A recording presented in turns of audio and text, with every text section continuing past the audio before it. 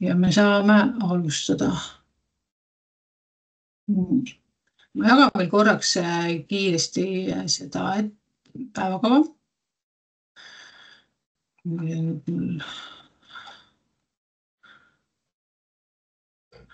Nii, me püüame hästi kiiresti täna ära teha, kuigi õnneks ilm soosib meid, päike ei paista, ei ole nii soe nagu eile, et keegi vast ei taha õue minna, aga me kõigepealt Laura räägib meile üldisest kliimapoliitikast, siis Margus Ester vist räägib meile nende kogemusest Ukrainas ja kuidas leida sihtriikpartnerid ja mina räägin siis natukene meetme määrusest, tingimustest, teie toetuskeskkonnast ja siis küsimused-vastused. Ma tean, et Margus tahtis kohe saada küsimusi, nii et talle saab kohe siis kas keset ettekannet või siis ettekande lõpus esitada küsimusi. Nii, aga mina annan siis sõna Laurale. Palun. Ja kohe. Vaata, mis ekraani ma jagada saan. Omast arust panin sulle jagamise võimekusega. Ja, mul on endal siin 3 ekraani. See tekitab segadust. Kus on Iirja? Jah. Nii, ma eeldan, et näeme, väga hea. Et läks vist õige. Tere hommikust, Laura Remmelgas mina, Kliimaministeeriumi kliimaosakonna juhataja ja paluti täna siis taustaks rääkida natuke sellest, et mis kliimapoliitikas maailmas nii-öelda laiemalt toimumas on, et eks need julgeoleku teemad on täna võib-olla suurema päevakajalisusega, aga kui me vaatame seda, et mis meil on need lühiajalised väljakutsed globaalselt ja pikaajalised, siis kliimamuutused on jätkuvalt oluline selline pikaajaline väljakutse, millega globaalsel tasandil silmitsi tuleb seista ja millega ka siis arvestada ja toimetada. Et tegemist ei ole siin triibuseeliku pildiga, näeb kena välja, aga need triibud siis näitavad seda, kuidas globaalne keskmine temperatuur on aastakümnete jooksul muutunud. Siin üleval on siis globaalne keskmine ja all siis Euroopa Liidu või tähendab Eesti temperatuurikaart ja näha on, et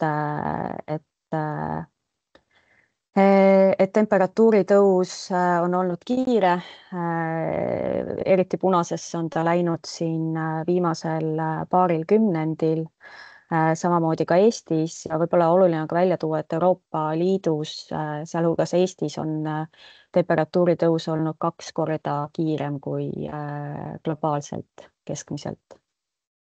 Ja kui vaadata nüüd ka siin viimaseid aastaid, siis võib öelda, et põhimõtteliselt iga järgnev aasta on olnud mõõtmisajaloo kuumim ja nii ka siis 2024 aasta on olnud seni kõige kuumem mõõdetud aasta, samamoodi ka siis Euroopa Liidus ja Eesti puhul siis eelmine aasta oli mõõtmisajaloo nii-öelda kuuma poolest teine aasta, et 1 aasta on veel nagu soojem olnud.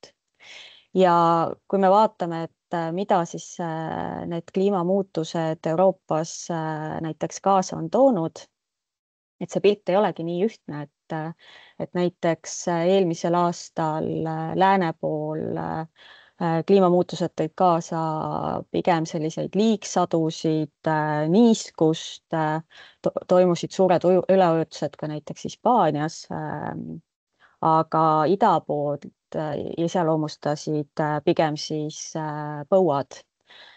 Et see, kuidas kliimamuutused erinevates piirkondades avalduvad, võivad olla väga erinevad ja see määramatus ongi siis võib-olla üks peamine nagu peamine aspekt, millega arvestada tuleb, aga millega on kas väga keeruline arvestada, et ühel aastal valmistume põudadeks justkui, aga siis tulevad väga sajused aastad ja kõige keerulisem ongi see, kui suured sajud, liigvalingud vahelduvad kuumaperioodidega, et siis nad mõlemad ka nagu võimendavad üksteist. Et see kinni paakunud pinnas, kui sellele vihm suures koguses peale sajab, et see toob siis kaasa veel ulatuslikumad kahjud. Kui me kliimamuutustest ja kliimapoliitikast räägime, siis me räägime tegelikult nii kliimamuutuste leevendamisest ehk siis kasvuhoonegaaside heite vähendamisest kui ka kliimamuutuste mõjuga kohanemisest. Et kuna kliima on juba muutunud ja muutumises, vaatamata siis pingutustele kliimamuutusi leevendada, siis meil tuleb tegeleda kindlasti ka sellega, et kliimamuutustest põhjustatud riske maandada ja neid ühiskondi vastupidavamaks muuta. Kliimapoliitikat, ka see, kuidas meil Eestis kliimapoliitikat kujundatakse, on mõjutatud nii rahvusvahelistest kokkulepetest kui Euroopa Liidu regulatsioonidest ja kokkulepetest. Et rahvusvahelisel tasandil see nii-öelda kõige olulisem katus on Pariisi kliimakokkulepe. Ja selles siis osalevad pea 200 riiki. Ja sealt tuleb siis selline rahvusvaheline katus eesmärk temperatuuri piiramise osas, aga seal on ka siis nii-öelda kohanemise poliitikat, arenguriikide toetamist ja nii edasi. Ja Euroopa Liit siis oma kliimapoliitikas juhindub Pariisi kokkuleppest ja annab siis nii-öelda ühisena panuse selle eesmärkide täitmisse. Ja Euroopa Liidu tasandil on siis olulisemad sellise poliitikasuunised Euroopa roheline kokkulepe, on Euroopa Liidul ka kliimamuutustega kohanemise strateegia ja võib-olla siis nüüd see, mis oluliselt sellise uuema raamiga kliimapoliitikale annab, on puhta tööstuse kokkulepe, millega Euroopa Komisjon tuli välja nüüd üsna hiljuti, 26. veebruaril. Et kui see Euroopa roheline kokkulepe seadis keskkonna ja kliima selliseks katuseks, kuhu siis pidid kõik ülejäänud valdkonnad mahutama ja panustama, siis see puhta tööstuse kokkulepe, ta keerab selle pildi natukene teistpidi, et see konkurentsivõime on siis katus ja kõik need muud tegevusvaldkonnad, ka tööstuse arendamine, kliima, et need on siis need erinevad sambad, ehk siis need ühe mündi erinevad küljed, mis siis sinna konkurentsivõimesse panustama peavad. Ehk siis kliimapoliitika roheüleminek, et see ei ole pildilt kadunud, aga ta ei ole asi iseenesest või eesmärk iseenesest, vaid ta peab siis toetama Euroopa Liidu konkurentsivõime kasvu, aga mis seal salata ka siis julgeoleku tagamist, et Euroopa Liidus kliimapoliitika on tegelikult väga tihedalt seotud ka siis konkurentsivõime ja julgeolekuga, et meil ei ole endal neid fossiilseid kütuseid siin kohapeal nii palju, mida ise kaevandada, ehk siis me oleme ikkagi kolmandatest riikidest sõltuvad ja kliimapoliitika tegevused aitavad seda autonoomiat saavutada. Ja kui jõuda nüüd Eesti juurde, siis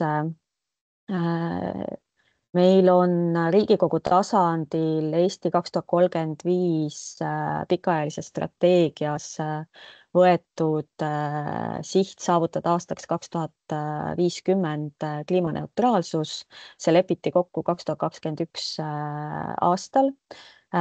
Ja kliimapoliitika põhialused, mis on siis natukene detailsemalt kliimapoliitika eesmärke käsitlev, et sinna on ka siis kliimaneutraalsuse eesmärk nüüd sisse viidud, et varasemalt enne Eesti 2035 ja Riigikogu vastavat otsust oli meil eesmärk veidi madalam 2050 aastaks.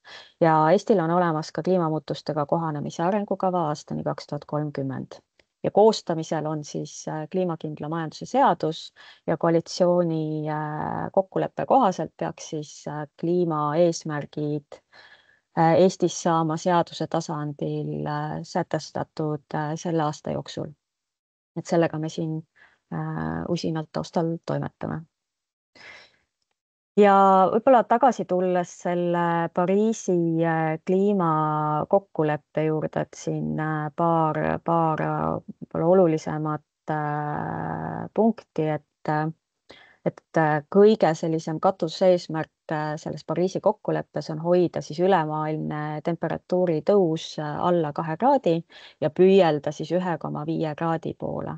Kus me täna oleme kollektiivselt ja ühiselt on see, et me oleme kohe seda 1,5 tegelikult juba ületamas ja kui me vaatame siis neid sihte, mida riigid on oma nii-öelda panustena välja käinud ja kuhu nad tegelikult liiguvad, et me oleme siis üle selle 1,5 kraadi liikumas.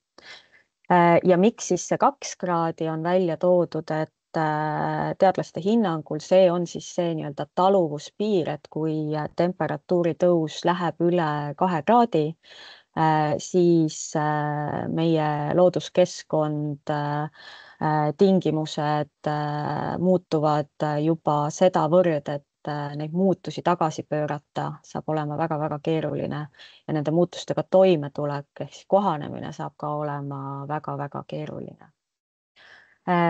Pariisi kliimaleppes on siis ligi 200 riiki, nagu ma mainisin. Nagu te võib-olla teate, siis USA on jälle algatanud väljaastumise. See toimus ka Trumpi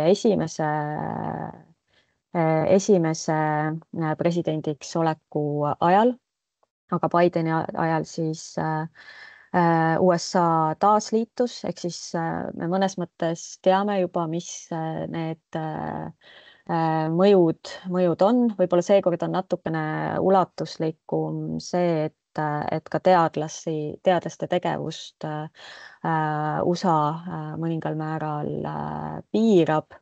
Aga jah, varasemalt oli see, et kuigi riigi tasandil USA välja astus, siis osariikide tasandil need tegevused ikkagi jätkusid ja ka Pariisi kokkuleppe osapoolte kohtumistel osariigid olid oma paviljonidega väljas, et jah, et USA on selline natukene võib-olla selline huvitav kaasus, et see, mis nii-öelda riigi tasandil tehakse, ei peegelda alati seda, mis osariikide tasandil tehakse, et kui võtta näiteks California, siis California on kliimamuutustest ise väga mõjutatud ja on ka siis eesrinnas nende vastu võitlemisel. Ja kui võtta ka siis mõned võib-olla vabariiklaste osariigid, siis nad on täna ühed suuremad taastuvenergia tootjad. Ehk siis see pilt on jah, veidi kirjum.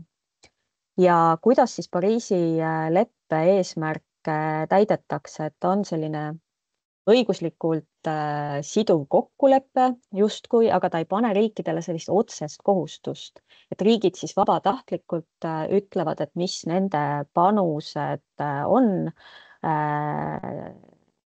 selle temperatuuri eesmärgi hoidmiseks. Et Euroopa Liidu puhul meil on üks eesmärk, et riigid ei tee neid nii-öelda panuseid eraldi, vaid see on nii-öelda Euroopa Liidu üleselt tervikuna ja meil on siis 2030. aastaks Euroopa Liidu üleselt see panus 55 –55% võrreldes 90 aastaga ja 2050 siis eesmärk saavutada kliimaneutraalsus. Et 2040 eesmärk on Euroopa Liidu tasandil veel kokku leppimata, sealhulgas ka siis 2035 aasta panus Pariisi leppesse. Aga selle aasta jooksul ka siis need peaks Euroopa Liidu tasandil ära tulema, aga paljud riigid on juba siis ka neid 2035 aasta panuseid välja käinud. Et nii Brasiilia, Hiina, et juba hakkab neid teateid tulema, et kuidas siis plaanitakse 2030 edasi 2035 jõuda. Ja võib-olla, mis on veel oluline ära märkida, on see, et see kokkulepe hõlmab ka siis seda, et arenguriigid peaksid panustama rohkem, ehk siis oma heiteid rohkem vähendama ja arenguriigid peaksid ka siis arengumaid toetama nii kliimamuutuste leevendamisel kui ka siis kliimamuutuste mõjuga toimetulekul. Ja ka see nii-öelda kliimategevuste toetamine arenguriikides, see, mida ka Eesti teeb, on siis üks osa sellest nii-öelda kokkuleppe täitmisest. Et Eestis me oleme siis korraldanud kord aastas avalikke taotlusvoore arenguriikide toetamiseks, kus me siis toetame Eestis või välisriigis välja töötatud ja Eestis lisandväärtuse saanud lahenduste toodete viimist arenguriikidesse. Et alates 2021 aastast näiteks on toetatud juba 15 projekti. Ja täiendavalt siis vabatahtlike panustena on toetanud Eesti erinevaid organisatsioone ja jätkab ka siis nende toetamist järgnevatel aastatel. Aga mis on nüüd võib-olla muutunud, on see, et alates sellest aastast on Eesti suunanud arenguriikide kliimarahastuse täies ulatuses Ukraina toetamiseks. Ja võib-olla paari sõnaga ka Ukraina kliimapoliitikast siia taustale, et Ukraina just hiljuti, ehk siis 2024 aasta lõpus võttis vastu eesmärgi saavutada kliimaneutraalsus aastaks 2050. Et varasemalt see eesmärk oli 2060 aastaks. Ehk see näitab ka seda, et kui ka meil tihti küsitakse, et miks me üldse tegeleme nende keskkonna ja kliimateemadega selles praeguses olukorras, kus on meil võib-olla otsene selline suur julgeoleku oht kukil. Et kui vaadata, et ka riik, kes ise on sõjas nende teemadega väga põhjalikult tegeleb ja jätkuvalt tegeleb, et siis see on meie ühine vastutus, et meil oleks ka tulevastele põlvedele pärandada siis hea elukeskkond. Ja Ukraina on olnud ka kohal väga esinduslikult kliimakonventsiooni osapoolte kohtumisel, et siin on pilt eelmisel aastal Bakuus toimunud konverentsil sisse seatud Ukraina paviljonist ja nad siis väga nagu mõjusalt tõid välja kliimategevuste ja julgeoleku ja sõja seosed, et nad näitasid seal erinevaid taastuvenergia lahendusi, mis on ka nii-öelda kliimasõbralikud, aga mis ka annavad lisandväärtuse nii riigi ülesehitamisel kui ka siis reaalses sõjaolukorras.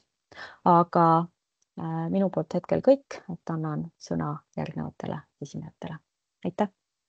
Suured tänud, Laura, sulle. Kui ma küsin kiiresti, ma vaatasin, et chatis ei ole küsimusi, aga kas keegi tahab Lauralt midagi küsida?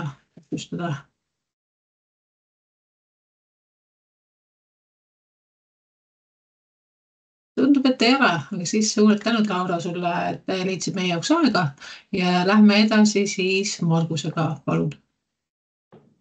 Tere hommikust, palun lehvitage, kinnitage, et mind on hästi kuulda. Kuuleme. Väga hea, super. Mina olen Margus. Olen töötanud 10 aastat Välisministeeriumis, tegelenud peamiselt Lõuna-Kaukaasia riikidega, kitsamalt Gruusiaga ja selle 10 aasta teises pooles tegelesin Ukrainaga. Ja alates 2023. aasta augustist on mind siis Välisministeerium andnud laenule STV ja Eesti Rahvusvahelise Arengukoostöö Keskusesse, kus ma töötan siis täna idanaabruse regiooni juhina. Ja minu ülesanne, minu meeskond keskendub peamiselt Ukrainale, Moldovale, Gruusiale, Armeeniale ja arusaadavalt Eesti välispoliitilistest eesmärkidest johtuvalt meie peamine fookus ja töömaht on pühendatud Ukraina abistamisele, toetamisele ja ülesehitamisele. Ja minu tööülesanne on STV-s leida uusi projekte, leida uusi algatusi, millel oleks potentsiaali kasvada millekski suuremaks ja selle töö teises etapis leida ka siis välisvahendeid ja välistoomereid, kes siis neid algatusi toetaksid rahaliselt. Kui me räägime STV ja Välisministeeriumi Ukraina ülesehitamise toetamise sellisest mudelist või põhimõtetest, siis ma arvan, lähtekohaks tänases kontekstis on aasta 2022 maikuu, kui president Zelenski tegi rahvusvahelise üleskutse lääne partneritele ja samameelsetele riikidele, et iga riik võiks valida enda fookusesse konkreetse Ukraina oblasti või regiooni, kuhu suunata enda arengukoostöö, humanitaarabi vahendid, investeeringud ja kõik muu säärane toetus. Ja Eesti oli üks esimese riike, kes selle algatusega liitus ja meie puhul, nagu te kindlasti juba teate, siis meie puhul osutus valituks Žõtomõri oblast. Žõtomõri oblast on Kiievist lääne poole jäigalt öeldes 2 tunni sõidu kaugusel, on enam-vähem samas suuruses, geograafiliselt samas suuruses kui Eesti ja ka rahvaarvult me oleme enam-vähem sama suured. Põhjused, tihti küsitakse, et aga miks Žõtomõr? Sellepärast, et me peame iseenda vastu ausad olema, et Eesti poleks ilmselt suutnud avaldada sellist mõju mõnes rindelähedases piirkonnas oma piiratud ressursside ja vahendite juures. Ja muidugi Žõtomõri puhul peame arvestama ka seda konteksti, et igasuguse eduka ja hea koostöö aluseks on ju varasemad kontaktid, kogemused, usaldus, mis Žõtomõri näitel oli meil juba kenasti olemas. Lisaks Eestile lihtsalt jagan seda infot, et lisaks Eestile on veel terve grupp riike toimetamas sarnase mudeli alusel. Näiteks Taani on väga edukalt käivitanud enda programmi Mykolajevi oblastis. Me teame, et Läti, Prantsusmaa, Belgia toimetab Tšernihivi oblastis.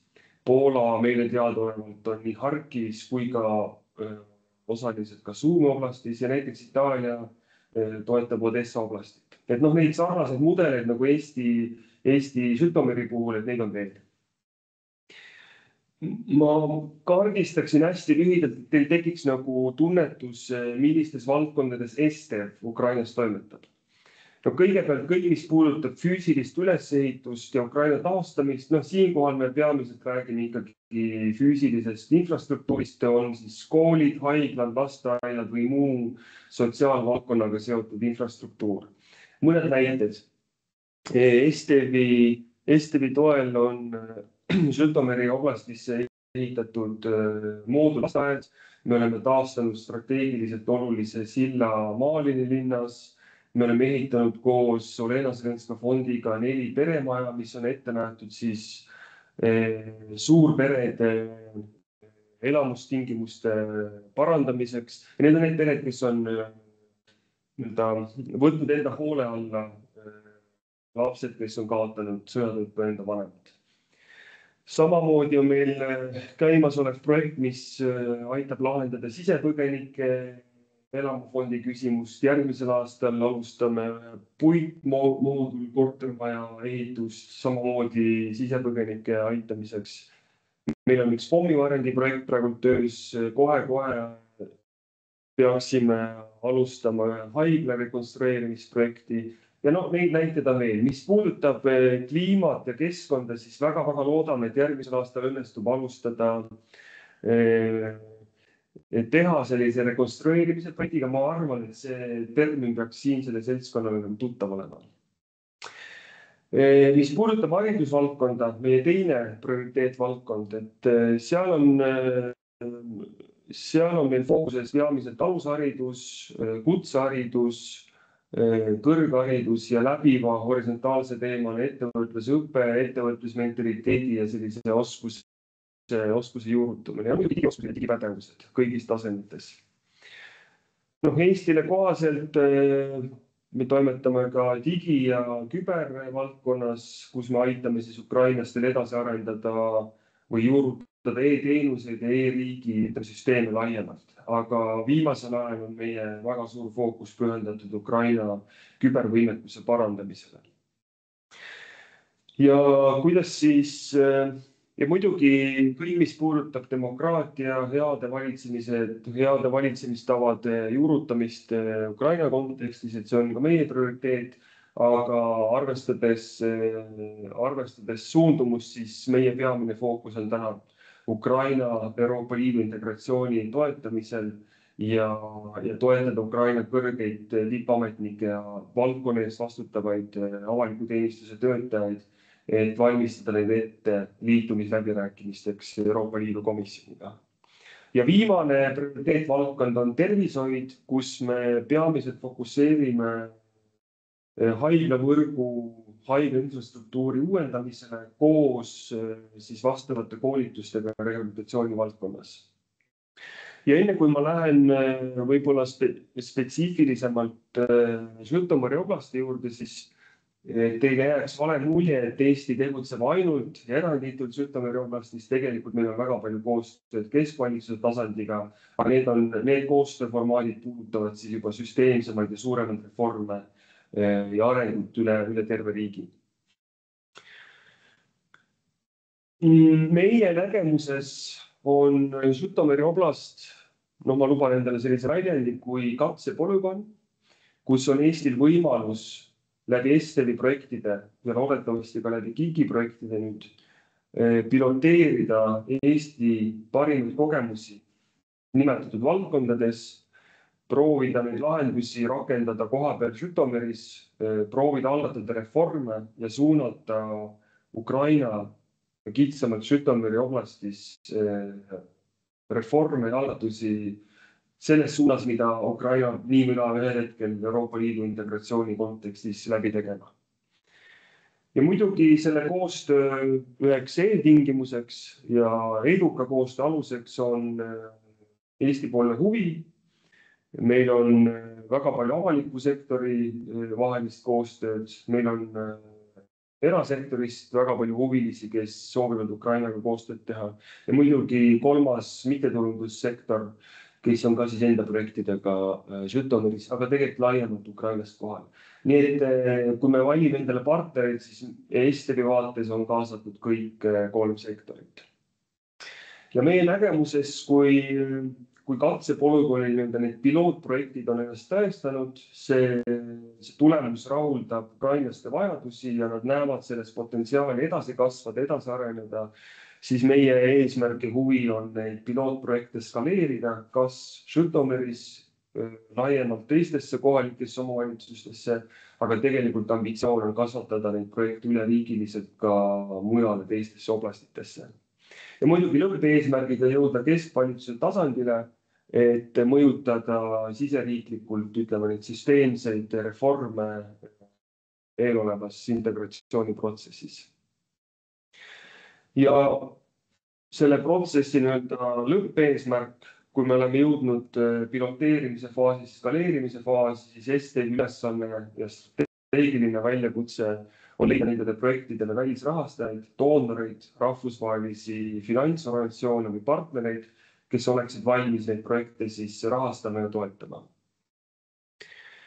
Ja kuivõrd sidusuna nüüd KIK-iga, siis kuivõrd STV prioriteetvaldkondades ei ole keskkond eraldi valdkonnana välja kujunenud, aga johtuvalt arengukoostöö põhimõtetest ja strateegilistest eesmärkidest, siis muidugi kliima, roheenergia, see kõik on meil horisontaalselt meie projektides kajastatud, aga eraldiseisvalt keskkonnana me ei ole nagu selleks välja arenenud.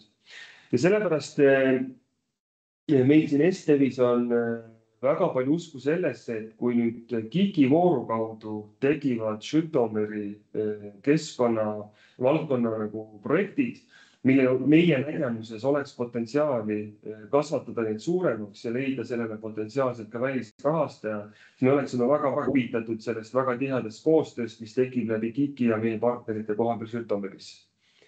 Ja ma ei taha anda suuri lubadusi, aga meil on näited, kus me oleme võtnud STV väliselt mõne projekti meie kataloogi ja meie doonorkohtumistel ja partneritega oleme seda projekti siis müünud või tutvustanud ja teinekord kulutades 10 ust, siis üks uks ikka avaneb ja kuskilt tekib see võimalus siis nagu edasiseks koostööks. Et meie näeme siin väga head võimalust STV KIK-i ja siis KIK-i projektipartnerite näol luua selline tihedam koostöö ja platvorm edasiseks kasvuks.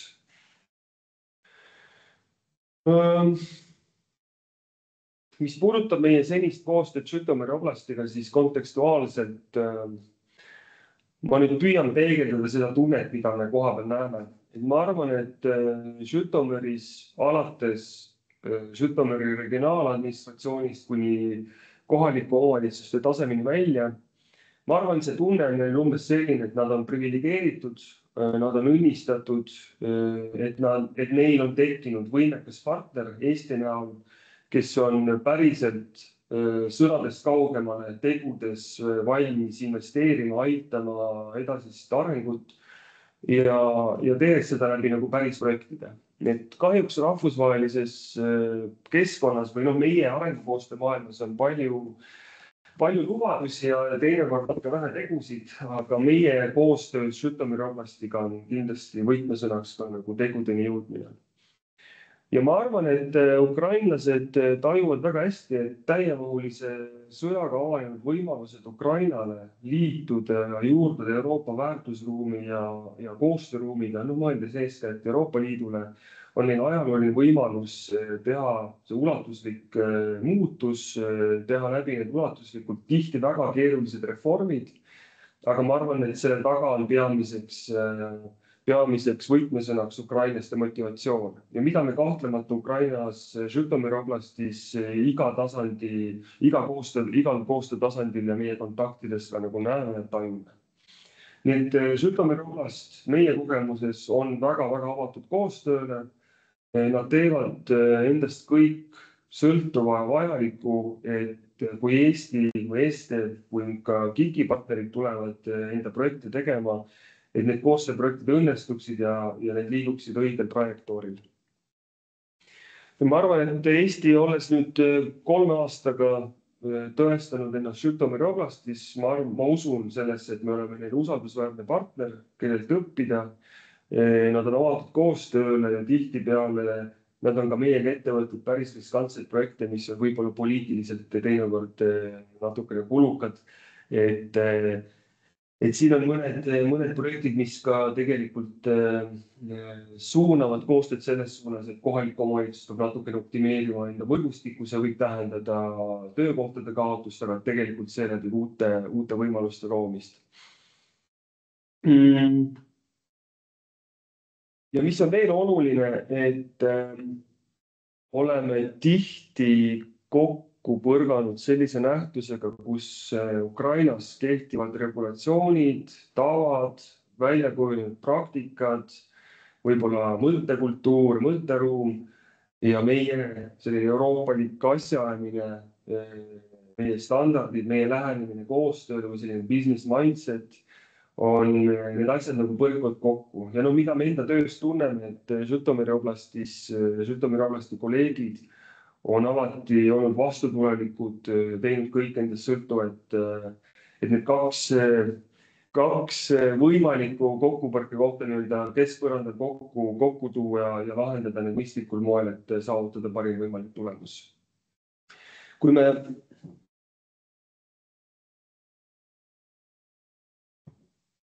me räägime võimalikest partneritest, siin nüüd natukene sõltub, et kas te võtsite endale partnerid kohaliku omavalitsuse tasandil, kas te võtsite endale partnereid erasektorist või kolmandast sektorist. Aga ma võib-olla alustan nagu sellisest KOV-i tasandist. Et kui te tahate leida kui te leiate endale partneri ja kui te tahate, et teie projekt õnnestuks, siis minu soovitus on teha kõik endast sõltuv, et see projekt jõuaks Žõtomõri oblasti, regionaaloblasti administratsiooni lauale, et see jõuaks nende teadvusesse. Et mis iganes väljakutsed teil projekti kestel, projekti implementeerimisel tekivad, siis te saate alati pöörduda oblasti administratsiooni poole ja nemad saavad aidata teil lahendada siis võimalikke takistusi või väljakutseid. Meil on Žõtomõri administratsiooniga, ütleks, väga lähedane, väga koostööaldis kontakt, alates kubernerist, asekuberneridega ja muidugi osakonna juhtidega ka. Et vajadusel, kui on vajadus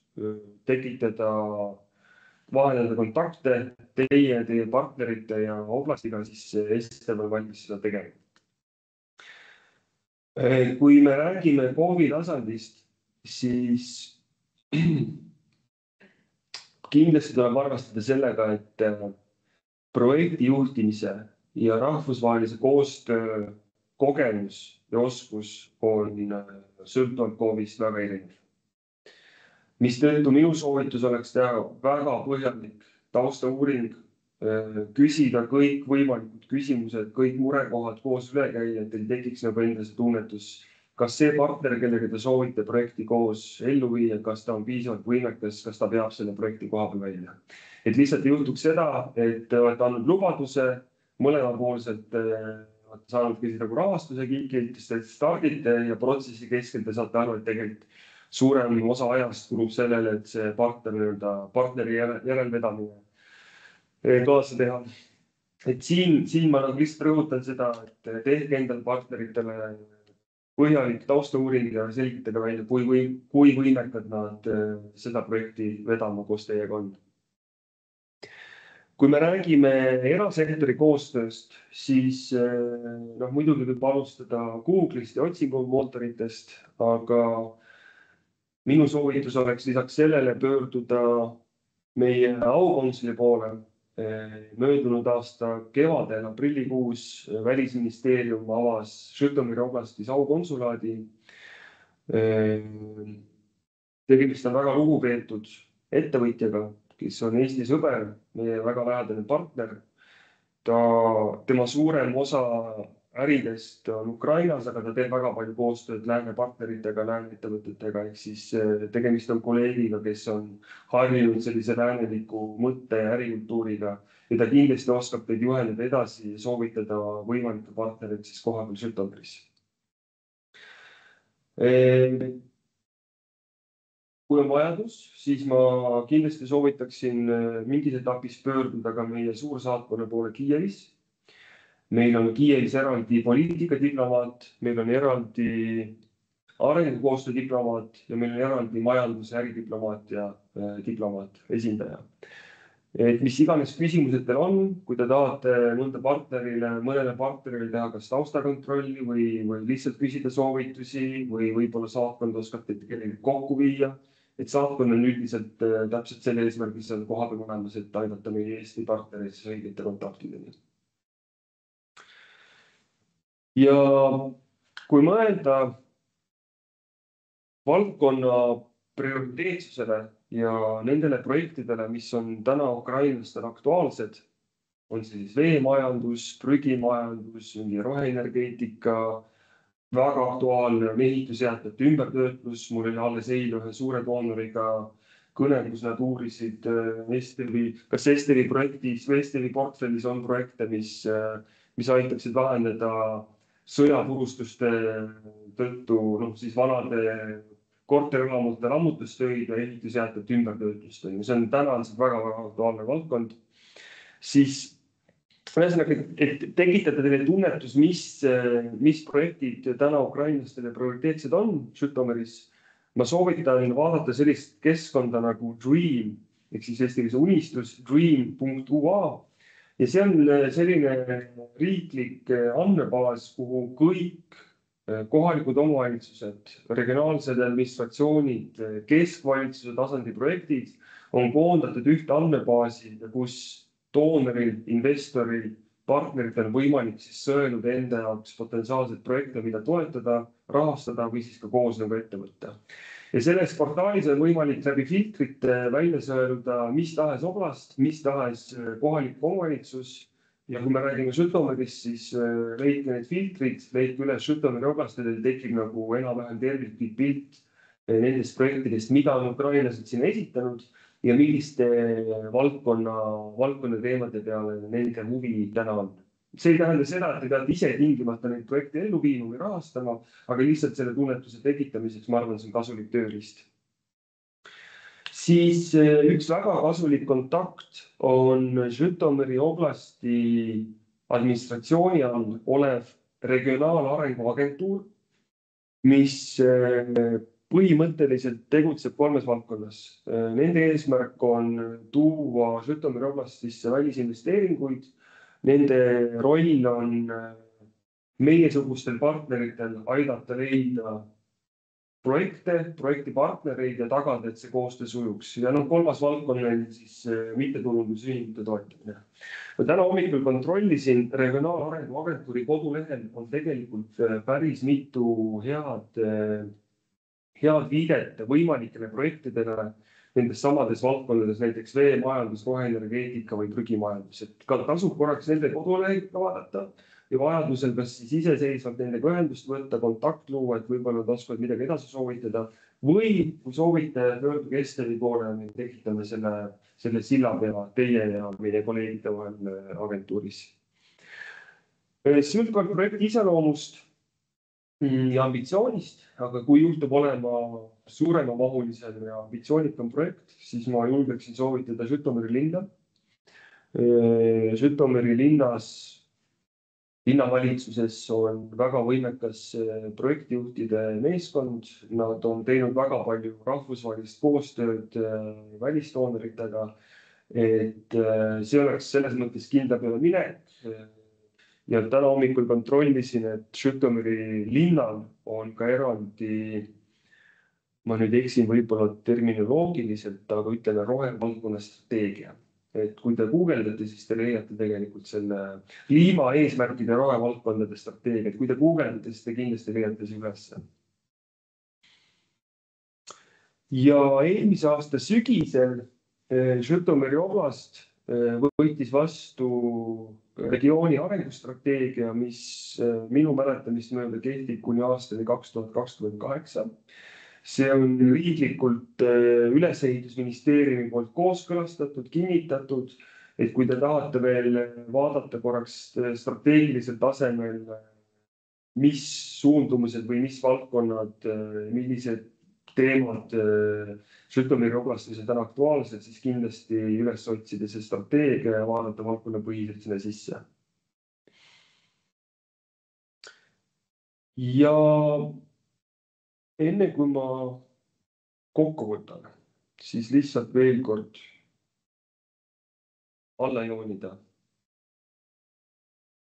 Selgitada välja kohapealsed regulatsioonid, kehtivad standardid, nõuded ja muu säärane. See on vajalik protseduur, et vältida hilisemaid üllatusi, kus projekt on alanud, aga see, mida te olete plaaninud ette võtta, ei ole kohalduv Ukraina vastavale seadusandlusele. Estel on mõnel korral selliste asjadega kokku puutunud ja nende asjade lahendamine, see on täiendav aeg, see on täiendav administratiivressurss ja see on tegelikult palju läbikulu ja palju ressurssi kulu, et nende väljakutsete lahendamiseks. Nii et kindlasti eriti, mis puudutab keskkonna valdkonda, kliimapoliitikat ja muud säärast, tehke endale selgeks kohalik juriidiline kontekst ja nõudestandardid muu säärane. Et see, mida te teete, oleks kohaldatav Ukrainas koha peal. Keeleoskus.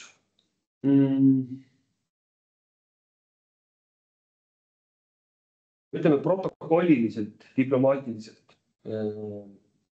Ukrainlased ametlikel kohtumistel pigem ei taha vene keeles rääkida. Sellisel juhul, kui teie meeskonnas ei juhtu olema ukraina keele kõnelejat, valdajat ja kui Ukrainas partneritel ei juhtu olema inglise keele oskajat, siis teil tuleb leida tõlk. Mitteametlikel kohtumistel on tegelikult vene keel või ütleme Ukrainas öeldakse ühise vaenlase keel, tegelikult saab ka asju nagu vene keeles öelda. Mida kaugemale te lähete keskustest, kohaliku omavalitsuse tasandile või kuskil küladesse, seda väiksema tõenäosusega leiate sealt inglise keele kõnelejaid. Kui te komplekteerite enda meeskonda, siis vaadake, et teil oleksid vastava lingvistilise pädevuse ja väljaõppega inimesed, kes suudaksid kohapeal neid asju operatiivselt ja lihtsasti lahendada. Ja lõpetuseks ma saan lihtsalt kinnitada seda, et veel kord rõhutada seda, et meie Estelis näeme väga suurt potentsiaali. Need projektid, mis saavad TIT-i kaudu toetatud ja need projektid, mis tulevad rakendamisele ja elluviimisele Žõtomõri oblastis, me oleme valmis sinna sisse vaatama ja kui me näeme selle potentsiaali ka laiemaks skaleerimiseks ja võib-olla ka mõnele doonorile pakkumiseks, siis me oleme enda poolt valmis tegema jätkukontakti, siis arutame, et kuidas STF saaks selles protsessis nagu edaspidi toeks olla. Ja mis iganes tuge teil ettevalmistuse etapis vaja on, kas mingeid kontakte vahendada, võib-olla ma saan Öölele või kolleegis Reelika, ma saan võib-olla mingid lingid ka nagu teile panna, et siis nad saavad jagada neid teiega. Üldiselt meil on olnud väga hea kogemus, mõtleks, et üllatavalt hea kogemus, nii et ma usun, et teil jääb kõik hästi ja kui mingi väljakutse on, siis andke märku. Hea meelega aitame, mõtleme kaasa. Aitäh teile! Super tänud, Margus. Ma vaatan, et chati on üks küsimus tulnud, et see Dream UA, et siin on vist natukene, saad sa meile siia chati panna selle õige lingi, et ma olen natuke läbi teistsuguse süsteemi, ma esiteks ei näe chati ja ma ei saa seda kirjutada. Aga kui sa mulle meili peale paned, siis ma saan selle siia chati ka panna. Super. Aga kas on veel Margusele mingeid küsimusi? Et kui on midagi küsida, küsige, et ma pean küll üksteist ära jooksma.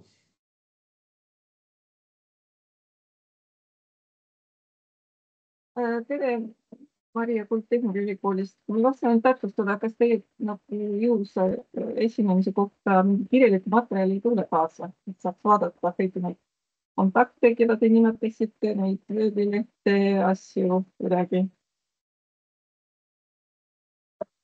Nii, ma saan aru, et küsiti ettekannet, kirjalikku ettekannet. Ja. Seda mul kahjuks ettevalmistatud ei ole, aga ma võin lubada seda, et ma kirjutan Öölele, annan edasi mõned strateegilised kontaktid, ütleme asutused, kellega võiks suhelda ja siis lisan ka mõned kasulikud lingid ja viited, millega võiks tutvuda. Et ma saan seda tänase päeva jooksul teha. Ja siis meie saame kas panna KIK-i kodulehe peale või siis saata osalejatele meili peale. Ja seda infopäev on ka võimalik siis KIK-i kodulehekülje pealt järgi vaadata. jah, aitäh.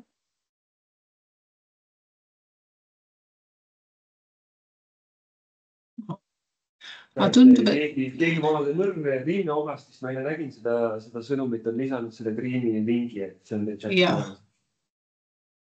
Väga hea.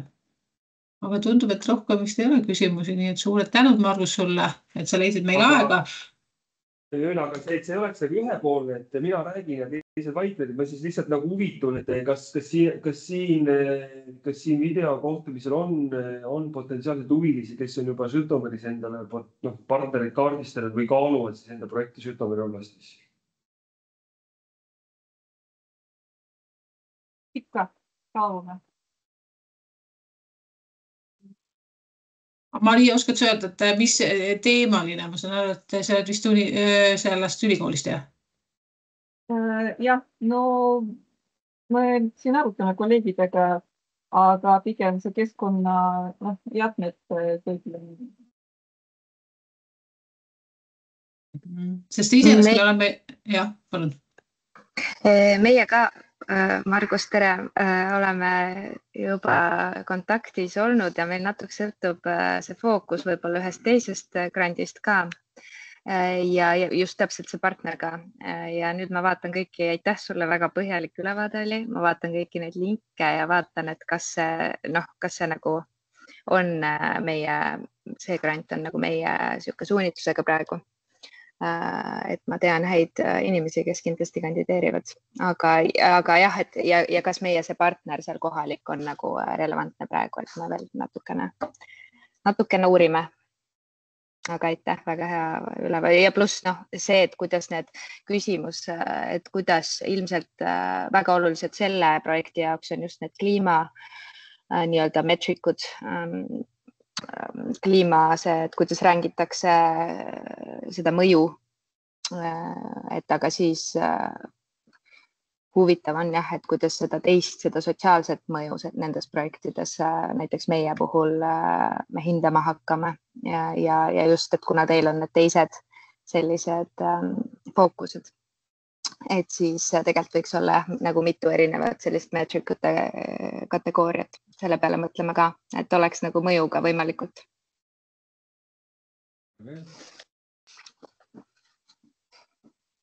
Anteliina, mis valdkonnas sa ise töötad?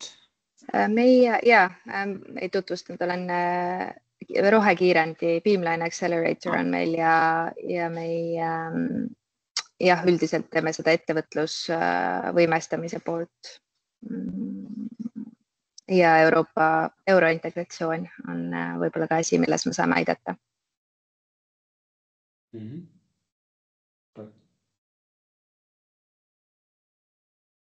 Aga siis võtame kokku või? Jaa, tundub, et hetkel ei ole. Ma kujutan ette, et eks need peamised küsimused tulevadki taotluse kokkukirjutamise ajal, et siis on kindlasti kiire ja kindlasti võtame ühendust sinuga.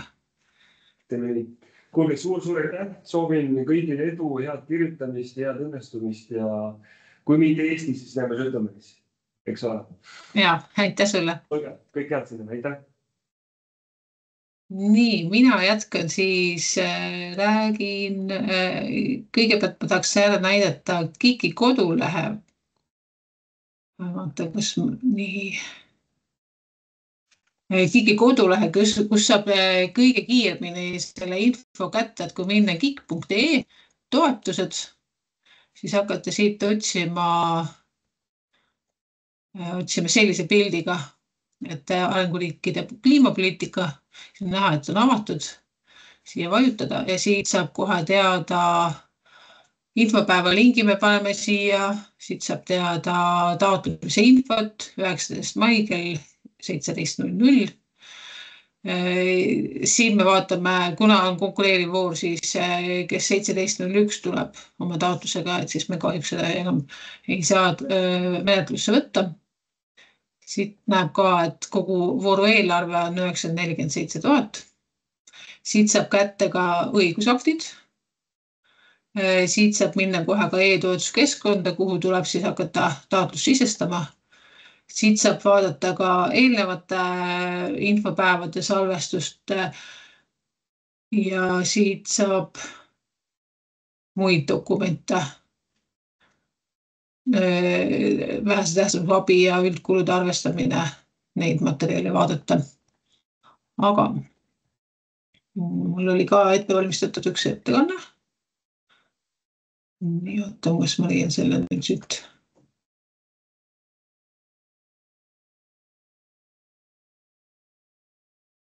Nii.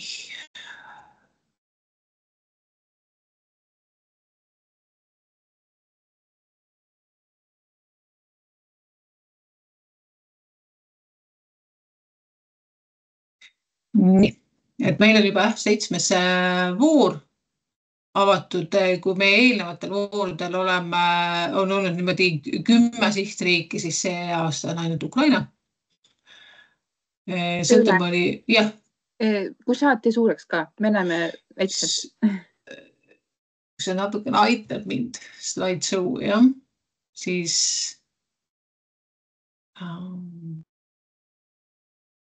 see vist või? Ei ole.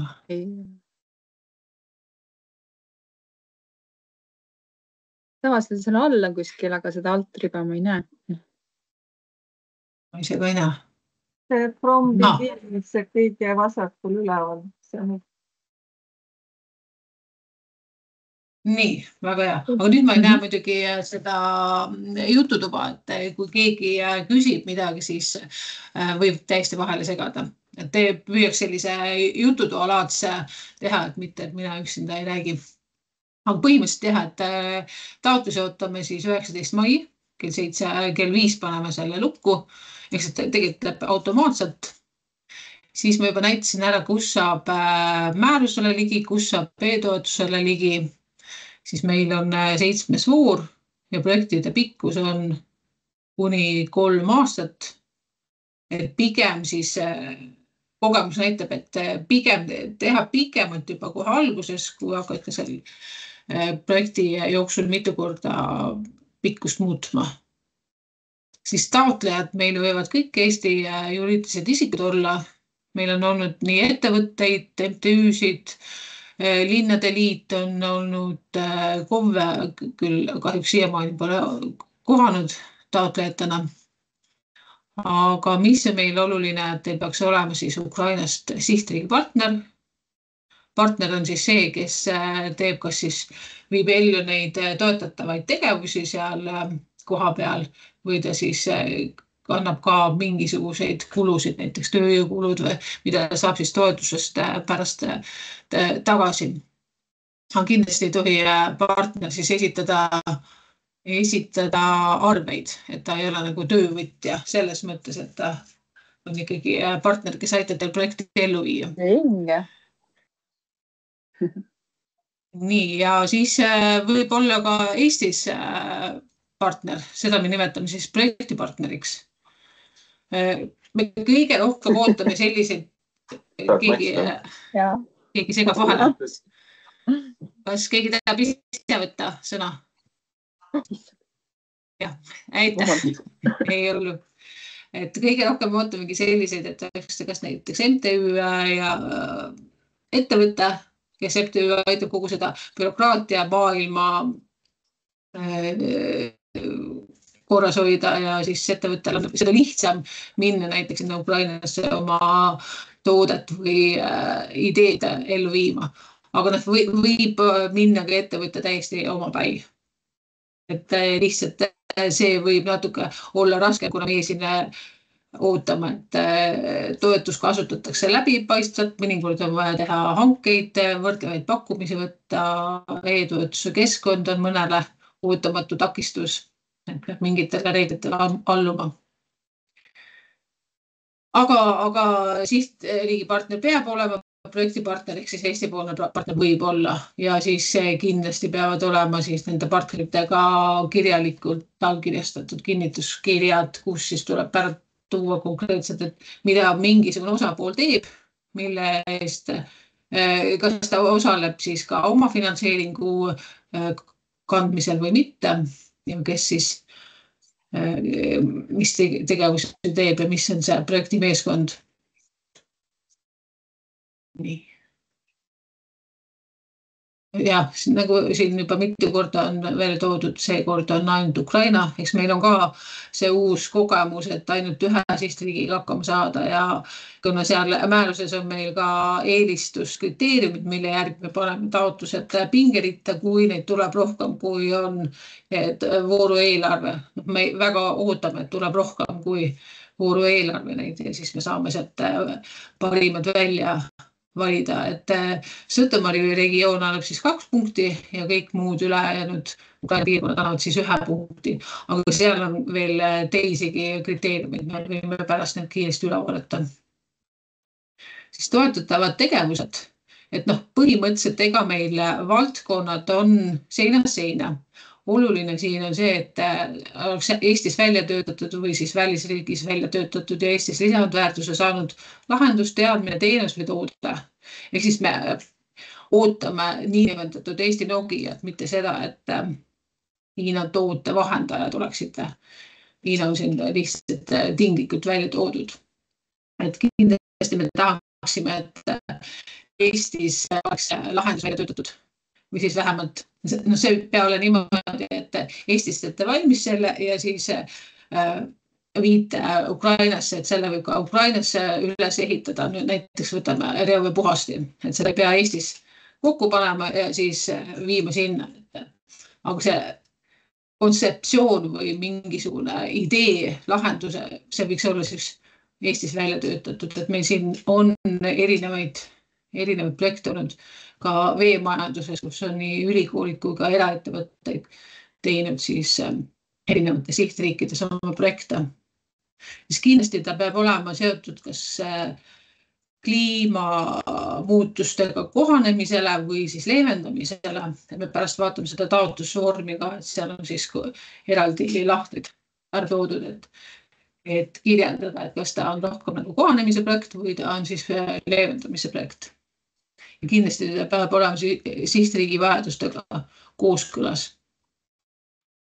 Siin on mõned valdkonnad ära toodud, mis võiksid olla seotud siis keskkonna ja kliimaga. Et meil on hästi palju olnud energiavaldkonna projekte, põllumajandusest on natuke metsandust, veemajandusest ja siis natukene ka keskkonnaharidust on meil olnud siin varasemalt. Nii, tingimused ja piirmäärad. Kui eelnevalt ka sai välja toodud, et ega mis taotlusvooru eelarve ülemäära suur ei ole, et kui ühe projekti kohta on miinimum 30 000 ja maksimum 200 000 toetust, et siis kiire arvutus näitab, et ega umbes 5-6 projekti, kui nad küsivad maksimumi, saabki siit rahastatud, aga samas see on ikkagi rohkem kui mitte midagi. Eks toetuse protsent võib olla kuni 90 ja oma finantseering siis vähemalt 10%, aga siin me anname eelistuse nendele projektidele, kes panevad suurema protsendi oma finantseeringut.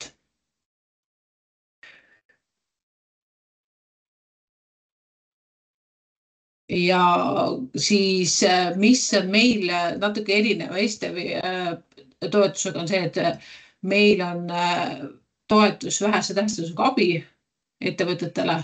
Kui on MTÜ-d ja ülikoolid, siis neile see ei kehti, aga siin Rahandusministeeriumi kodulehekülje peal saab siis ettevõte vaadata, et kas tal seda vähese abi tähtsusega jääki on, et see on siis 300 000 3 aasta peale ja siis kui seda jääki on, siis saab küsida kuni 200 000, kui jääk võimaldab seda, aga siis sellel me hoiame silma peal.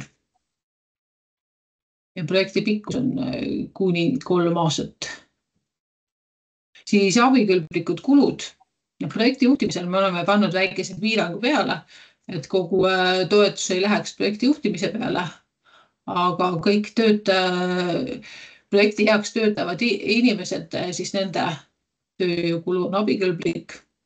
Siis läheduskulud on abikõlblikud, päevarahad, majutussõidukulud. Majutusele on piirang ka peal 128 € tööpäev. Muudes osades ei ole piiranguid.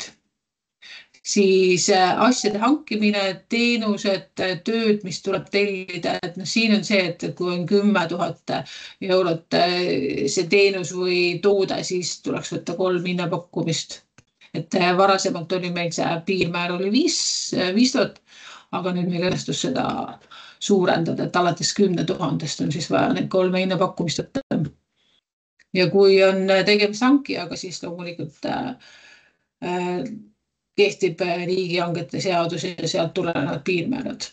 Aga üldjuhul meil hankijaid, klassikalisi hankijaid ei olegi taotlema tulnud. Siis projektiga seotud üritused, seminarid, koolitused, et nende kulud on abikõlblikud ja siis projektiga seotud näiteks teavitamismaterjalid ja teavitustegevuste kulud. Ja muidugi riiklikud maksud, tööjõumaksud, kellel on käibemaks abikõlblik, ehk siis ta ei saa riigilt käibemaksu tagasi. Nendel on ka käibemaks abikõlblik ja siis on ka projekti partneri toetussaaja, sihtriigi partneri üldkulud kuni 5% abikõlblikest kuludest. Et siin te peate jagama, et kõigile kokku on see 5%, mitte siis kõigile eraldi.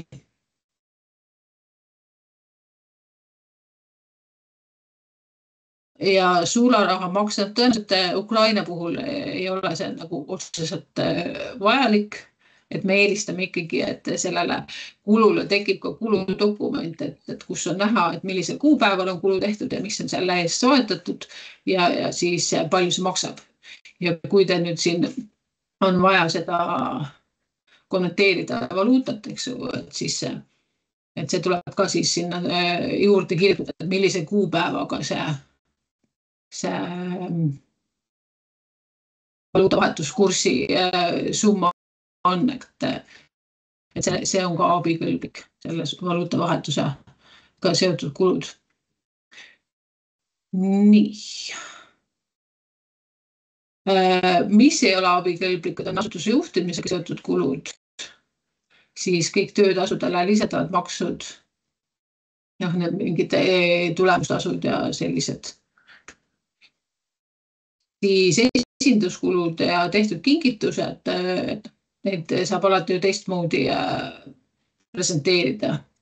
Et nad on ikkagi otseselt vajalikud siis projekti teavitamisega. Siis trahvid, viivised, muud karistused, neid ei ole abikõlblikud.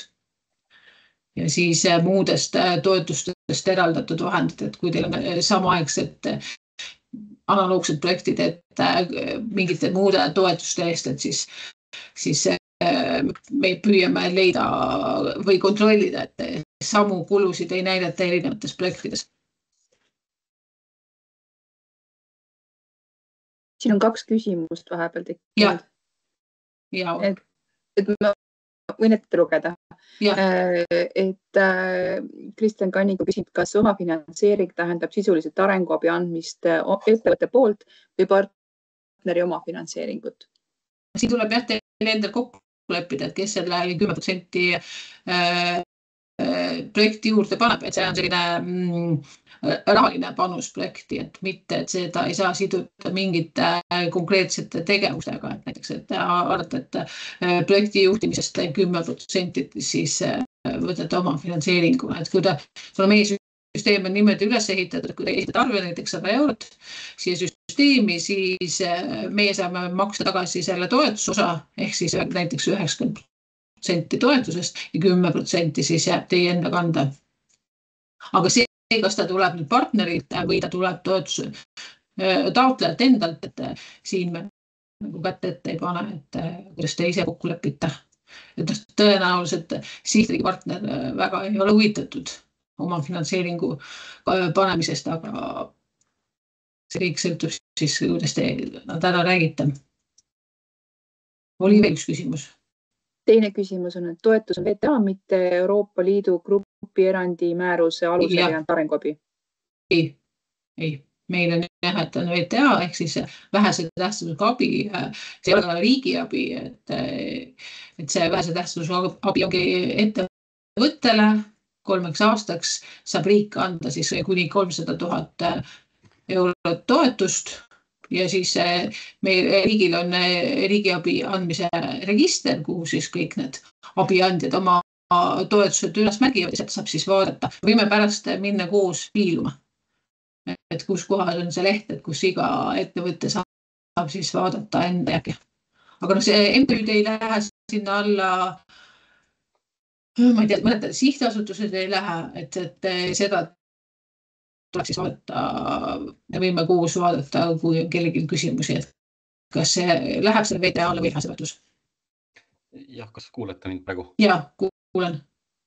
Jah, meil on ettevõtluse ja innovatsiooni sihtasutusest ja tulin kuulema sellepärast, et meil on väga palju ettevõtteid, kel ongi veepuhastehnoloogiaid ja muid asju, et saaks neile reklaamida, tulge ja taotlege. Super. Aga see tundub väga absurd, mis te siin praegu te räägite. Et ettevõtte, kellele antakse riigiabi kas seadmetele või müügiturundustegevustele, see on VTA ja see on täiesti arusaadav, aga miks peaks sinna, ütleme siis, mis selle abiliigiks ma võin arenguabi, et kui nüüd ettevõte tahaks oma toodet sinna välisriiki anda arenguabina, siis see peaks olema ju riiklik toetus, mitte ettevõttele. See ju tekitab mingi skeemi vahele, et ma olen mingi MTÜ, kes siis vahendab minu tooteid või? Ei, kui skeemid me hammustame ka kindlasti läbi, et selliseid MTÜ-sid sinna vahele pole mõtet võtta. See, miks ta nüüd on riigiabi, see on meil juristidega juba ammu ära vaieldud see, kuidas STM saab anda mitte riigiabina seda ettevõtetele. No, see on üks keeruline küsimus. Aga nii hetkel meil on. Ettevõtted meie ettevõtluse innovatsiooni registritest, kus on üle 1000 ettevõtte, kellega igapäevaselt tegelema, mitte keegi ei hakka taotlema see. Ja siin on jah meie erinevus. Ja nad ei saagi selle jaoks, et anda abi, anda seda. Omafinantseering, et kui omafinantseering tähendabki partnerit, siis see on väga mõistlik, et partner on ka huvitatud, partner annab see raha, aga see, kui ettevõtte jällegi seal 10% otsa paneb, siis see on puhas. Ma kulutan oma VTA abi ära ja siis ma annan veel see 10%. VTA teinekord võib olla töötukassa abirahad ja kõik muud ka. Jah, et nii nagu meie juristid ütlevad, et kuna see on ikkagi väikse eelise andmine ettevõttele, ta saab näidata, et tema referentsportfellis on ka veel need riigid, kus ta on oma toodet saanud presenteerida. Aga ma mõtlen, et see ei ole tõenäoliselt see koht, kus me seda saame lõpuni arutada. Et jah, meil on see VTA ettevõtjatele, STV-s ei ole. Et siin on erinevused. Sellest me oleme teadlikud. Meile majas sees seda STV reklaamida, kahjuks seda, mida ma ei hakka reklaamima, kuna see ongi puhas VTA. No ega, kui te võite ju infot edasi jagada küll, et kes leiab, et tal on piisavalt seda VTA-d ja lähima 3 aasta jooksul pole plaanis seda kuskilt mujalt võtta, siis aga jah, ma olen teadlik, et siin on erinevused ja siis ettevõtetele see kohati ei meeldi, aga ma ei saa kahjuks mitte midagi teha ka. Lihtsalt, et kas selle asjal siis üldse mõtet on tõesti need ettevõtted, kes teevad tublisid vastustehnoloogiad, et nemad hakkagi taotlema. Meil on olnud ettevõtted, kes teevad reopuhasteid ja kes on olnud nõus selle VTA-ga on olnud. Et ma ei saa väita, et kindlasti ei ole huvilisi. Aga jah, kindlasti see seab piiranguid, et kellel on piisavalt mahtu ja kellel ei ole piisavalt mahtu. Kas meil on veel seal mingeid küsimusi, ma ise ei näe setti? Ei, praegu ei ole. Okei, siis me saame edasi minna, aga mul ongi need juba ettekanne läbi loetud, et kindlasti vaadake, et e-toetus oleks õige kuupäev taotluse esitamiseks, et pigem esitada taotlus mõningate puudustega, kui mitte esitada taotlust, sest ainult neid me menetleme, kes on õigeks ajaks ära esitanud. Nii, siis ma näitan ka mõnda, me vaatame koos seda e-toetuse keskkonda.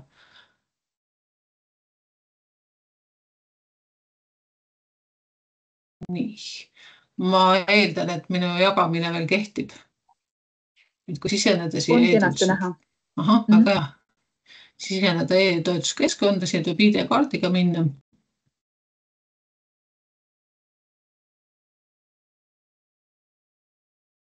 Siis leiab siit üles sellise taotlusvooru nagu arenguliigid. Minul on siin üks testtaotlus tehtud, et ma saaksin teile näidata visuaalselt, milline see välja näeb. Et ta koostab siin 10 erinevast lehest. Kõigepealt on taotleja andmed. Kindlasti soovitan läbi vaadata need küsimärgid. Siin on abiinfo, mis aitab võib-olla mõningatel juhtudel paremini aru saada, mida on küsitud. Siis, mis on veel oluline, siin lehel ei ole, on punase tärniga. Kohad, ma vaatan, kas mul tekib siia. Kui ma avasin andmed muutmiseks, siis tekivad punased tärnid, need on kohustuslikud väljad ja kui neid ei täida, siis edasi järgmisele lehele ta ei lase minna. Et siin on lihtne taotleja andmed sisestada, siis kontaktandmed. Siia saab panna siis kõik isikud, kes siis saavad sellele keskkonnale juurdepääsu ja saab panna ka, et kas ta saab kõik teavitused oma meiliaadressi peale.